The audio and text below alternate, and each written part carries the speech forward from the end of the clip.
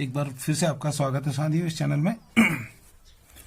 मैं आज आपको लैंगिक जनन में पौधों में कैसे प्रजनन होता है, रिप्रोडक्शन इन प्लांट पढ़ाऊंगा। जैसे मैंने पहले आपको बताया था, थोड़ा रिपीट कर रहा हूँ। इसमें मेल पार्ट होते हैं, मेल रिप्रोडक्टिव ऑर्गन और female reproductive organ. Male reproductive organ में पुंकेसर, स्टेमन होते हैं और फीमेल रिप्रोडक्टिव ऑर्गन में स्त्रीकेसर होता है यानी गायनोसियम। पुंकेसर में परागकण बनते हैं जिन्हें लघु बीजाणु कहते हैं यानी माइक्रोस्पोर, और स्त्री केसर में अंड कोशिका बनती है जिसे गुरु बीजाणु कहते हैं यानी कि मेगास्पोर। यहाँ पर मेल पार्ट जो है, मेल पोलन ग्रेन जो है वो अंड कोशिका से मिलते हैं, एग सेल से मिलते हैं और निषेचन होता है। निषेचन के बाद फल बनता है, फल से बीज बनता है और बीज से फिर नया पौधा बनता है। तो इसके लिए सबसे पहले मैं आपको पार्ट्स ऑफ फ्लावर समझाऊंगा कि फ्लावर के पार्ट्स कैसे होते हैं, उनके पार्ट कहाँ कैसे अरेंज होते हैं। ये एक आप फ्लावर देख रहे हैं, मेरे हाथ में एक फूल है। फूल में ये और ये अलग अलग पार्ट हैं सब। ये वाह्य दल कहलाते हैं, इन्हें वाह्य दल कहते हैं। ये ग्रीन कलर के हैं जिन्हें वाह्य दल कहते हैं यानी कि इसको इंग्लिश में कैलिक्स कहते हैं। इसके बाद ये इसका जो पेडिसल है, इसको पेडिसल कहते हैं। स्टॉक जो है इसका पेडिसल कहते हैं। और ये फूल जिसमें रुका हुआ है इसको थैलामस कहते हैं। और ये आपका कैलिक्स, ये 1 2 3 4 5 6 है। इसमें अगर हम एक अलग कर देंगे तो एक जो है वो सेपल कहलाता है और समूह जो है वो कैलिक्स कहलाता है। इसके अतिरिक्त इसमें हम थोड़ा और ऊपर बढ़े तो ये व्हाइट कलर के आपको जो दिख रहे हैं, ये व्हाइट कलर का, ये जो है इसके दल यानी कि करोला कहते हैं। करोला इनके समूहों को कहते हैं। और अगर हम इसमें से एक को अलग निकाल देंगे तो उसको एक को पेटल कहते हैं, करोला, और एक को पेटल कहते हैं। इसके अतिरिक्त अगर मैं इसकी फ्लावर को पूरा खोल दूं यानी कि ये पेटल को हटा दूं, सारे पेटल्स को, तो इसके अंदर आपको क्या दिखाई देगा। तो मैंने ये फूल को खोल दिया है। खोलकर आपको दिखाई दे रहा होगा, ये जो दिख रहा है ये स्टैमेन है। ये स्टैमेन में ये सबसे ऊपर टॉप जो है, ये टॉप आपका एंथर है और ये इसका फिलामेंट कहलाता है। एंथर फिलामेंट जहां पे कनेक्ट होते हैं उसे कनेक्टिव कहते हैं। ये आपको इसका नाम अगर याद रखना होगा। पुंकेसर जो थे वो स्टेमेंस जो है मैंने इनको हटा दिया है, अलग कर दिया है। इसके बाद आपके पास ये वाला पोर्शन बचता है, ये गायनोसियम है। ये जो आपको दिख रहा है ये गायनोसियम है।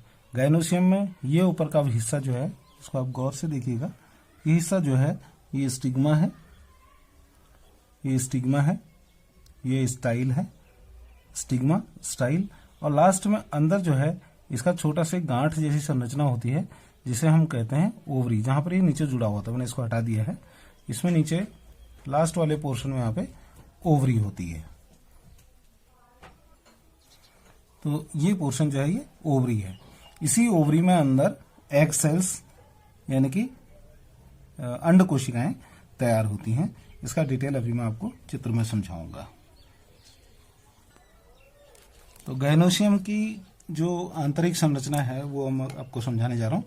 ये गायनोसियम है, इसमें मैंने आपको बताया था उसमें नाम, ये स्टिग्मा है, ये स्टाइल है और ये नीचे ओवरी है।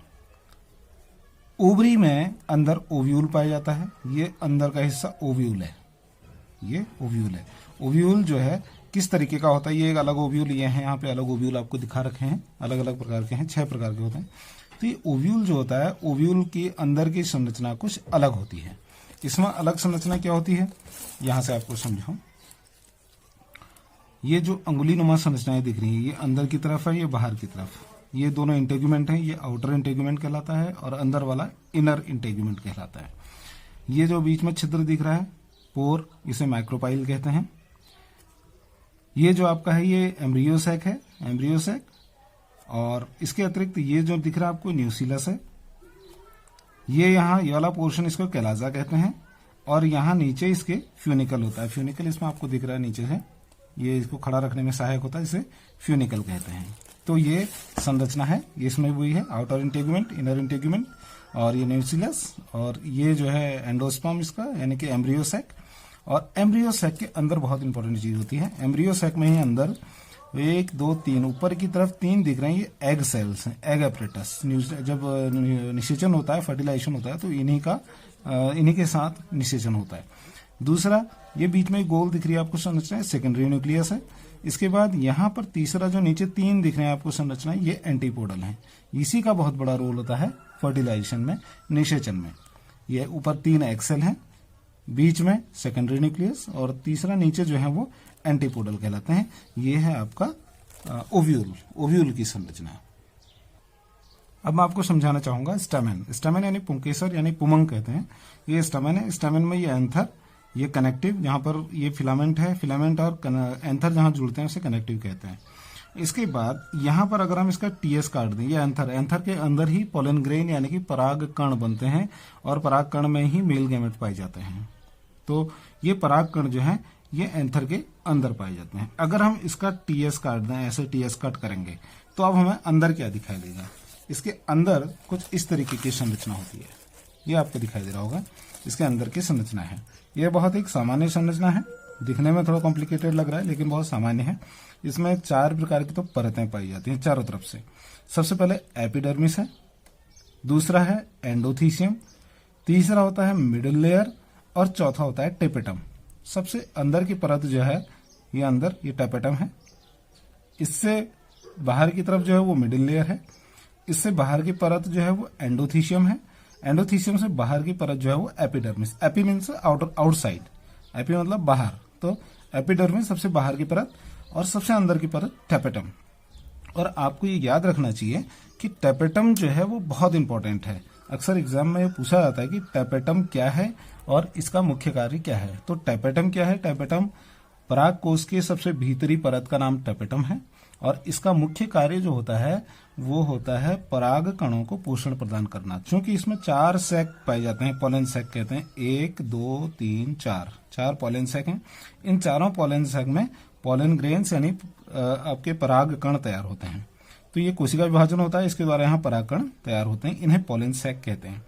इसके अतिरिक्त इसमें ये साइड में 2 खुली हुई संरचना दिख रही है, इसे स्टोमियम कहते हैं। और बाकी मैंने आपको बताया यहाँ पर दोनों जो है जहां पर जिस पार्ट से जुड़ते हैं, ये और ये दोनों सैक इससे जुड़ते हैं और इसे कनेक्टिव कहते हैं। तो आपको याद रखना पड़ेगा, टेपेटम सबसे इंपॉर्टेंट चीज है। टेपेटम परागकोश के सबसे भीतरी परत का नाम है और ये परागकणों को पोषण प्रदान करते हैं, बहुत इंपॉर्टेंट है। तो ये संरचना है पूरी आपके पोलन जो एंथर है, एंथर के टीएस की संरचना है, जहां पोलन ग्रेन्स तैयार होते हैं, परागकण तैयार होते हैं। और जब ये परागकण तैयार हो जाते हैं, मिच्योर हो जाते हैं, मिच्योर होने के बाद ये स्टोमियम वाले पोर्शन से ये फट जाते हैं, यानी टूट जाते हैं। ये वाला पोर्शन आपको दिख रहा है चित्र, इसमें इस चित्र में से ये वाला पोर्शन जो फट गया, फटने के बाद ये पोलन को स्पेस मिल जाता है, ये हट गया, खुल गया, खुलने से यहाँ से परागकण बाहर निकल जाते हैं, और परागकण बाहर निकलने के बाद ये स्टिग्मा में जाते हैं। अब कैसे जाते हैं उसे पॉलिनेशन कहते हैं। परागण जो है मैं नेक्स्ट अगले टॉपिक में आपको समझाऊंगा, परागण क्या होता है और निषेचन क्या होता है, दोनों चीजें मैं अगले टॉपिक में समझाऊंगा। तो यहां से परागकण निकलकर जो है ये आपके जो गैनोइशियम है, गैनोस्टियम के स्टिग्मा तक पहुंचते हैं। यह है आपका टीएस ऑफ एंथर।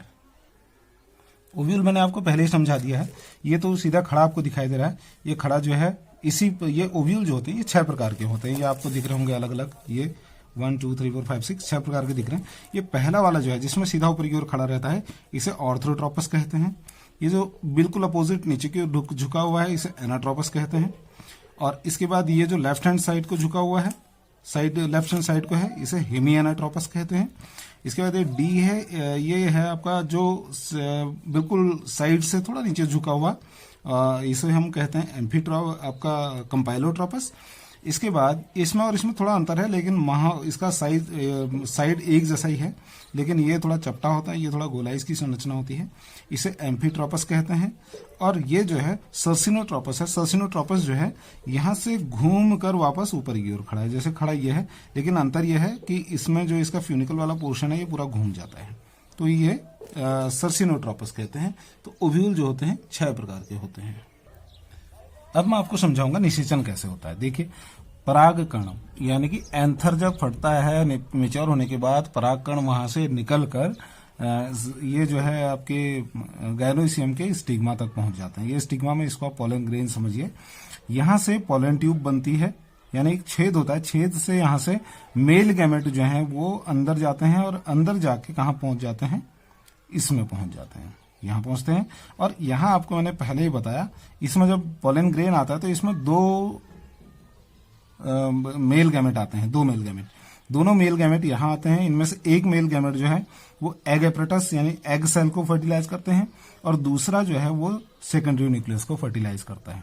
फर्टिलाइज जब ये हो जाए तो फर्टिलाइज होने के बाद इस फूल के जो ये सारी प्रोसेस फूल में होती है, फूल के जो अन्य भाग यानी ओवरी को छोड़कर अन्य भाग जो होते हैं वो टूट जाते हैं, यानी कि करोला हो गया, कैलिक्स हो गया, थैलामस हो गया, ये सब गिर जाते हैं और वहां पर एक आपका फ्लावर तैयार हो जाता है, सॉरी वहां पर आपका एक फल तैयार होता है। और फल जो है, फल तैयार होने के बाद ये जो बीजांड है, ओव्यूल है, इस ओव्यूल से बीज बनते हैं और अन्य भागों से जो है वो फल का खाने वाला हिस्सा बनता है। अब यहाँ पर पोलन ट्यूब जो है ये इस तरह से ऊपर से जा रही है नीचे की ओर। ये पोलन ट्यूब के जाने के आधा तरीके से इसमें ये निषेचन जो है 3 प्रकार से होता है। पोलन ट्यूब 3 प्रकार से अंदर जाती है। पहला है, अगर पोलन ट्यूब सीधे इसकी माइक्रोपाइल से अंदर घुस रही है, ऊपर से सीधे पोलन ट्यूब जो है माइक्रोपाइल से घुस रही है तो इसे पोरोगैमी कहते हैं। अगर पोलन ट्यूब कैलाजा से जा रही है, कैलाजा यहाँ पर ये है, इसका कैलाजा ये वाला पोर्शन है, तो अगर पोलन ट्यूब कैलाजा से जा रही है तो इसे कैलाजोगैमी कहते हैं। और अगर पोलन ट्यूब ना कैलाजा से जा रही है ना यहाँ से जा रही है, ये अगर बीज से होकर जा रही है, इंटरग्यूमेंट के बीज से होकर जा रही है तो इसे मीजोगैमी कहते हैं। तो पोरोगैमी, कैलाजोगैमी और मीजोगैमी 3 प्रकार से इसमें पोलन ट्यूब अंदर घुसती है, उसके बाद इसमें निषेचन संभव होता है। तो इस प्रकार निषेचन की क्रिया पूर्ण होती है। निषेचन के बाद फल बनता है, जैसे कि मैंने आपको पहले ही आपको इसके चित्र में समझाया, ये चीज मैंने आपको समझाया। नर जननांग, मादा जना, मेल रिप्रोडक्टिव सेक्स ऑर्गन हो गए, फीमेल रिप्रोडक्टिव ऑर्गन हो गए, दोनों में इनका निषेचन होता है। यहाँ से परागकण और यहाँ से एग सेल दोनों मिलते हैं, मिलने का निषेचन होता है, फिर फल बनता है, बीज बनता है, बीज से फिर नए पौधे बनते हैं। अब इसके बाद मैं अगला टॉपिक जो आपको समझाऊंगा वो है परागण और दूसरा डबल फर्टिलाइजेशन ट्रिपल फ्यूजन। बहुत इंपॉर्टेंट है, double fertilization triple fusion exam में बहुत पूछा जाता है, तो आपको उसको याद रखना होगा और वो बहुत इंपॉर्टेंट मेरा एपिसोड है, उसको आप जरूर देखिएगा। तो ये प्लांट में इस प्रकार से रिप्रोडक्शन होता है।